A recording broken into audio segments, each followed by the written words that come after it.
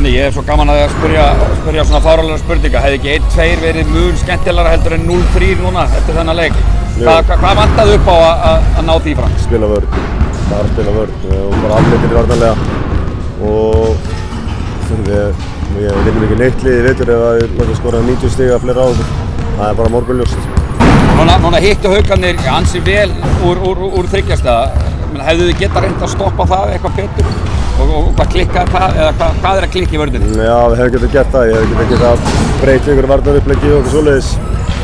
Þeir eru með mörg vopn og stóru leikmenn þeirra geta líka skotið boltanum, þannig að það er erfitt. En við gáðum þessu séns en þetta var bara ekki næra sterkt. En núna, sem varstu loksins með tvo útlendingar núna, hvernig varstu ánægður með þeirra framlag í kvöld? Já, sóknarlega hjá Jamal, en það var náttúrulega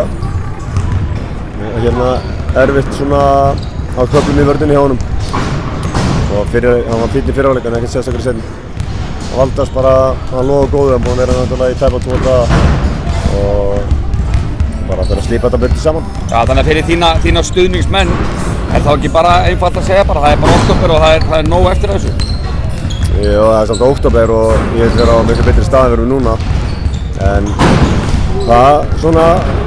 það getur komið upp á sem að þetta fer ekki eins og þetta fer svona snemma á tímabilinu og við þurfum bara að segja, við erum náttúrulega með 2 nýja leikmenn þannig séð Valdas og Jamal og við þurfum bara, og þeir náttúrulega eiga að vera lykilleikmenn hjá okkur og við þurfum bara að slípa okkur betur saman og halda áfram. Flottir, takk.